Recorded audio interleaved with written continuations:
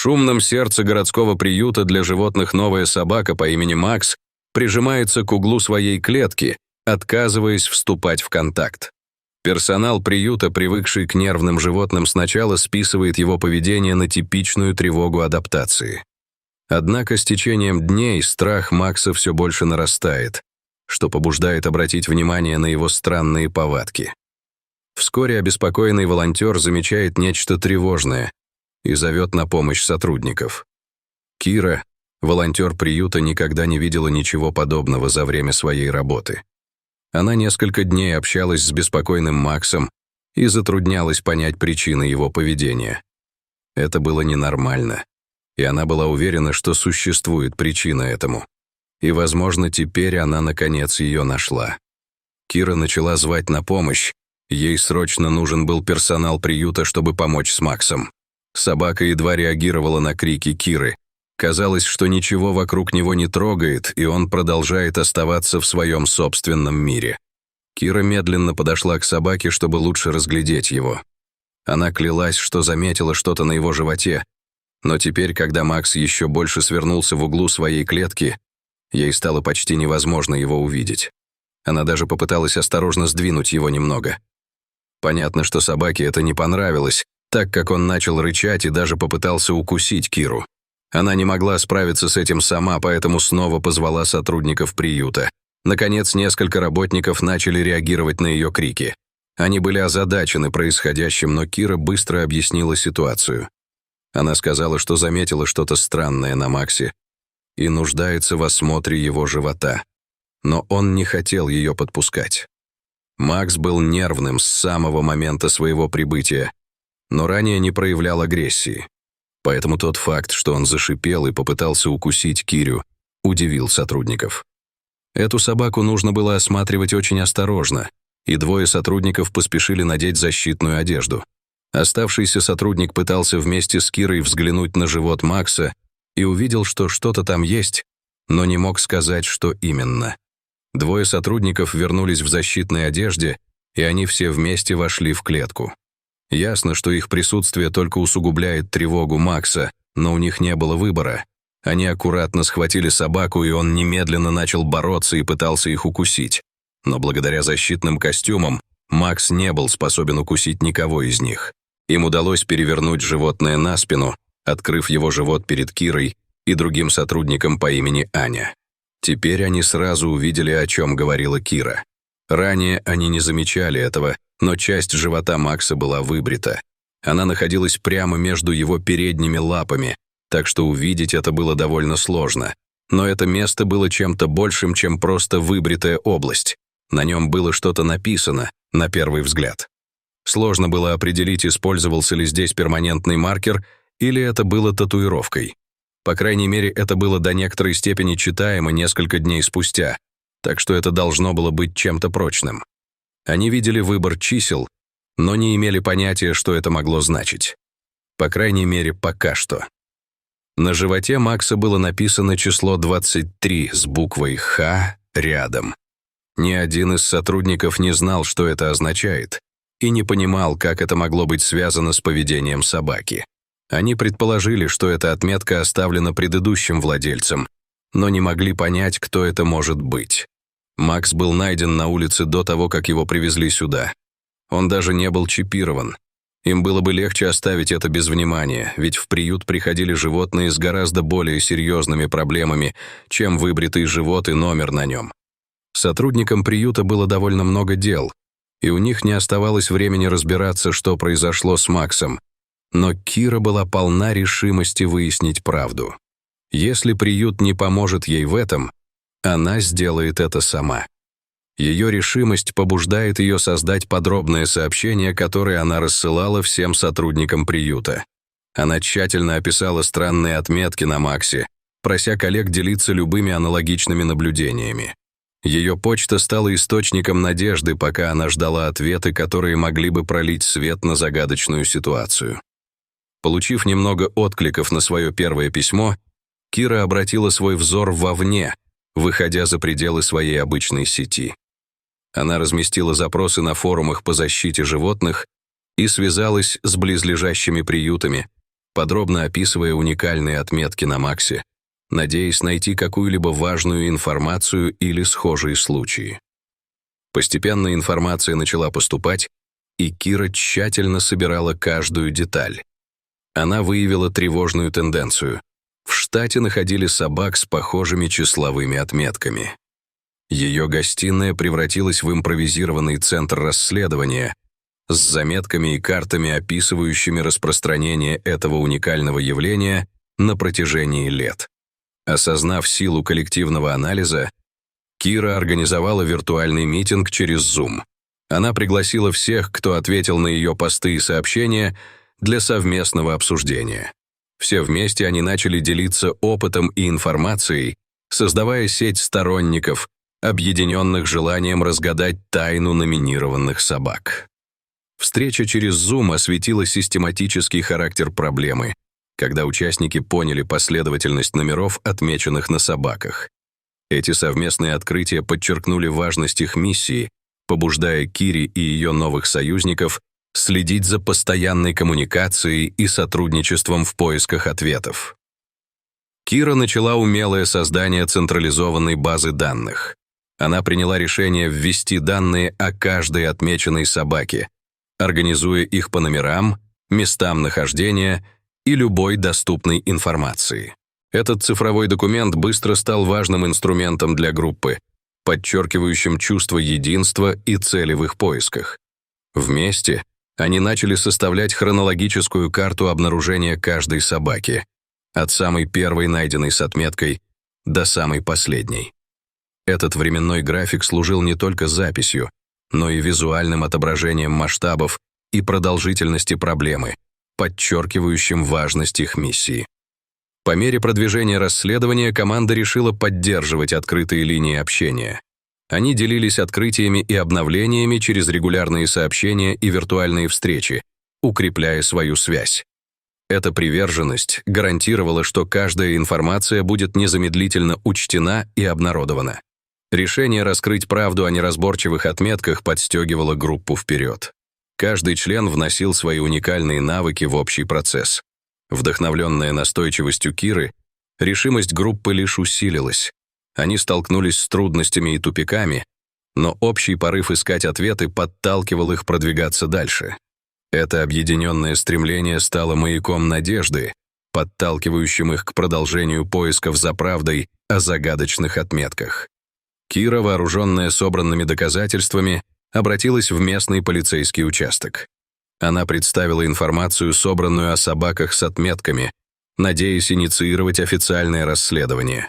С каждым документом, который она предоставляла, она ожидала понимания и действий со стороны власти. Полиция выслушала, но их скептицизм был заметен. Они задали вопросы о значимости ее находок, предполагая, что без прямых улик их руки связаны. Кира, хоть и расстроенная их отсутствием немедленного внимания, отказалась позволить этому неудаче подавить ее упорство. Решительная, как никогда, Кира решила продолжить свое расследование самостоятельно. Она начала планировать свои дальнейшие шаги, понимая, что если власти не действуют, она будет обязана взять дело в свои руки. Ее стремление только выросло, когда она готовилась к дальнейшему изучению загадки. Кира посвятила себя исследованию случаев погибших собак с похожими отметками. Она изучала базы данных, связывалась с ветеринарами и обращалась к другим приютам за аутопсийными отчетами или любыми сведениями о сходных случаях. Каждое новое открытие подталкивало ее к раскрытию правды. Несмотря на скептицизм полиции, уверенность Киры в благополучии собак никогда не ослабевала. Она знала, что за каждым номером стоит история, и она была полна решимости рассказать ее. Ее настойчивость перед лицом пренебрежения стала свидетельством ее преданности. Кира обнаружила закономерность. Собаки с более низкими номерами связаны с одним и тем же городом. Это открытие дало новый поворот ее расследованию. Она углубилась в исследование записей из этого конкретного района, надеясь найти новые улики, которые могли бы привести ее к разгадке таинственных отметок. Понимание концентрации случаев в одном городе наводило ее на мысль о том, что злоумышленник может действовать оттуда. С новой гипотезой в руках, решимость Киры решить дело усилилась.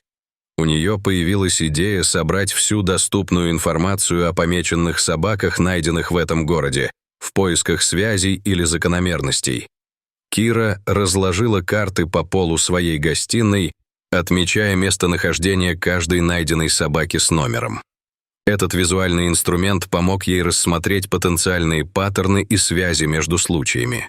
Оказалось, что распределение собак указывало на определенную территорию, что приближало ее к возможной базе злоумышленника. Ее дом, некогда уютное место, теперь стал центром расследования, а каждая наклеенная заметка была кусочком большой мозаики. Сосредоточившись на конкретном городе, Кира начала составлять список потенциальных районов, которые могли бы служить базой злоумышленника. Ее расследование перешло на новый уровень конкретики, сужая множество возможностей до более управляемого массива. Кира пришла в местный приют для животных. Ее интерес возрос после возможной связи с номерами. Она представилась работникам приюта и объяснила цель своего визита, закладывая основы нового этапа в своем расследовании. Ее вопросы были конкретными, нацеленные на выяснение того, что приют может знать о таинственных отметках. Разговоры с работниками приюта открыли глаза. Они поделились своими наблюдениями и подозрениями о возможных незаконных действиях разведения в этом районе. Эта информация дала Кире новые зацепки, указывая на скрытую сеть возможных операций, связанных с собаками с номерами. Реакция персонала на вопросы Киры подчеркивала осведомленность и беспокойство общества о ситуации. Их готовность говорить и делиться подозрениями показывала общее беспокойство о том, что может происходить с животными в их городе, подчеркивая важность действий. Отсутствие зарегистрированных заводчиков в районе, несмотря на многочисленные сообщения о таких действиях, дало Кире понять, что эти операции проводятся тайно. Это открытие добавило еще один уровень сложности в ее расследование, давая намек на глубину незаконных действий, которые она начинала обнаруживать. Визит Киры в приют вызвал более широкую дискуссию среди сотрудников и даже у некоторых посетителей, которые услышали ее. Слухи о ее расследовании начали распространяться, повышая осведомленность о загадке номинированных собак и мобилизуя сообщество, все более обеспокоенное судьбой этих животных. Кира направилась за пределы города, ее решимость вела ее на каждом шагу. Эта менее знакомая местность могла скрывать важные истины о номинированных собаках. Каждое ее движение было осторожным, ведь она понимала, что ответы могли быть спрятаны в этих малознакомых местах. На каждом шагу взгляды Киры сканировали окрестности, пытаясь заметить хотя бы один след или подсказку. Она обращала внимание на состояние мест, где могут находиться собаки, внимательно рассматривая огражденные участки и уединенные дворы. Ее острое внимание было критически важным в сборке головоломки с загадочными отметками. Лай и воевание собак раздавались в тишине, добавляя жуткий фон к ее поискам. Эти звуки, доносящиеся издалека, усиливали атмосферу напряжения и неопределенности, подталкивая ее продолжать свои поиски, даже когда день медленно переходил в вечер. Одиночное путешествие Киры в незнакомые территории подчеркивало ее непоколебимую приверженность делу. Этот путь, хотя и полон вызовов, демонстрировал ее готовность погрузиться в тени ради спасения собак. Ее решимость была ясна, как и ориентиры ее поиска. Кира тщательно изучала каждый укромный уголок, ее глаза искали улики, которые могли бы привести ее к недостающим номинированным собакам. Она искала свежие следы, нарушенную землю или что-то необычное, что могло бы свидетельствовать о присутствии собак, которых она стремилась спасти. Кира заметила собаку с ранее невиданным номером за забором уединенной собственности, что стало важной вехой в ее расследовании. Это открытие далеко от центра города указывало на правильный путь, подводя ее к разгадке тайны собак с номерами. Увидев другую собаку на этой же территории, явно выражающую признаки дистресс, усилило ее подозрение о том, что она нашла крайне важную зацепку. Это визуальное подтверждение подтолкнуло ее тщательно обдумать свои следующие шаги, понимая важность своей находки и возможные последствия для ее расследования. Открытие вызвало у Киры бурю эмоций, смешанных с глубоким чувством ответственности. Наблюдая за собаками, она почувствовала обновленное обострение стремления добиться правосудия для них, несмотря на вызовы и риски, связанные с ее дальнейшими действиями. Кира остро осознала опасности, которые могут ожидать ее при столкновении с людьми, ответственными за плохое состояние собак. Это осознание заставило ее быть осторожной, понимая, что действовать в одиночку может быть рискованно. Она начала обдумывать свои варианты, рассматривая лучший путь вперед без ущерба своей безопасности или расследованию. Понимая сложность ситуации, Кира начала стратеджайзинг, внимательно продумывая каждый предусмотрительный шаг. Она знала, что чтобы эффективно решить обнаруженные ею проблемы, нужна предвзятая подготовка и, возможно, задействование помощи. Ставки были высоки, и путь вперед требовал взвешивания, чтобы гарантировать успех и безопасность как для себя, так и для животных.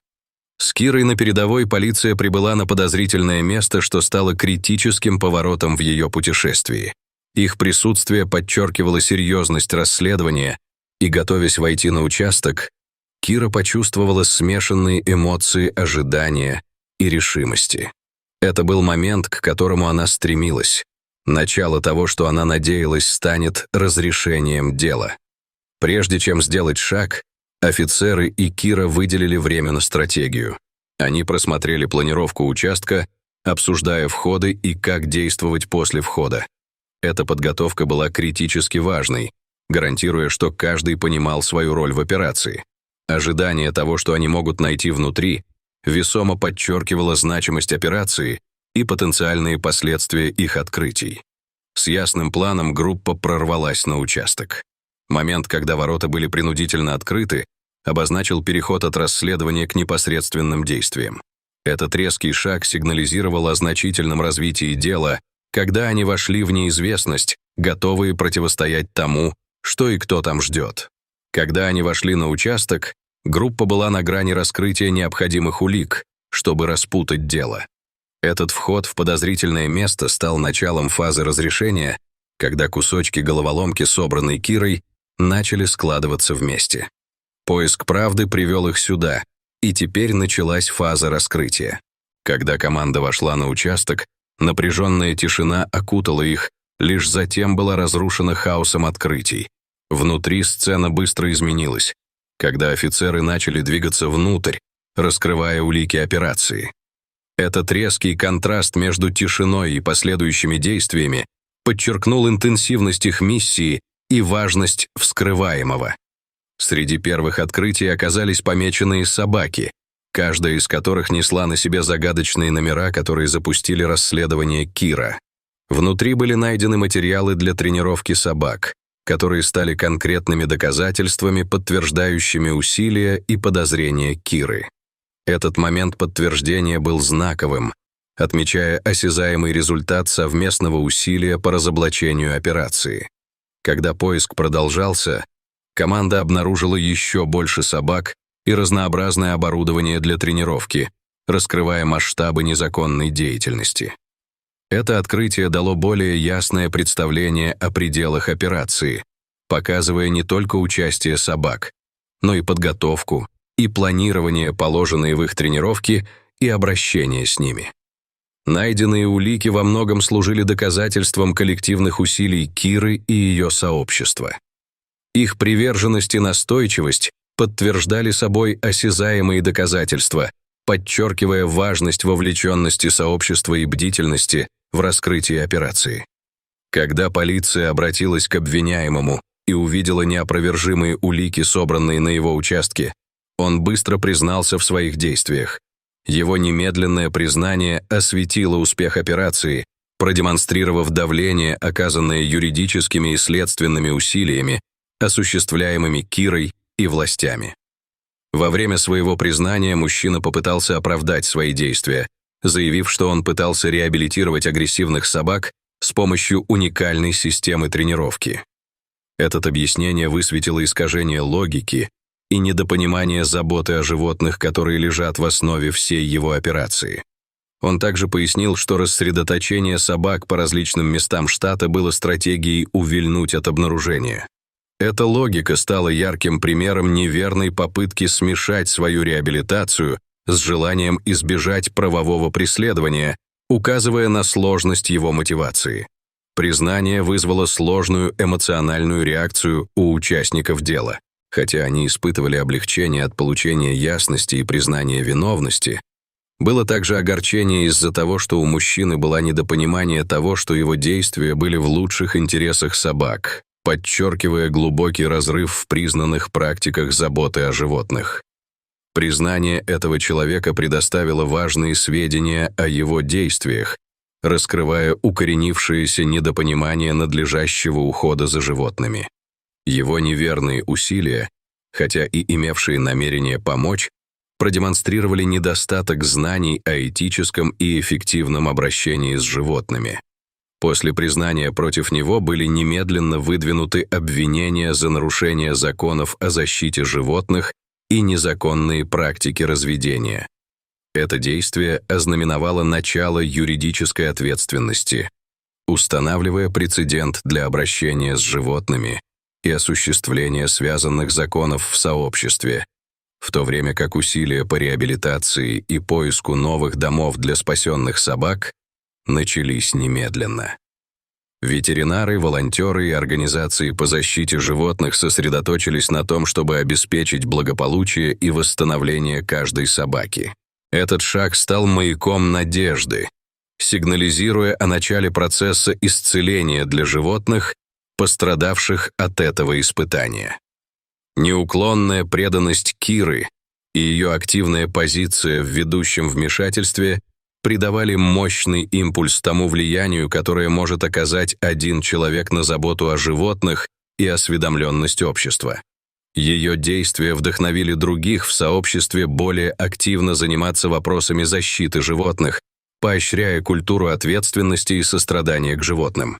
В то время как правовые и реабилитационные процессы развивались, более широкий процесс исцеления начал формироваться в сообществе.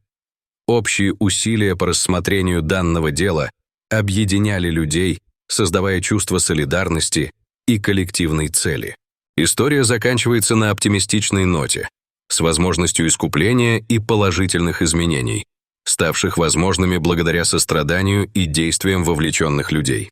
Дорогие друзья, если вам понравился данный видеоролик, поставьте лайк и подпишитесь на канал. До свидания.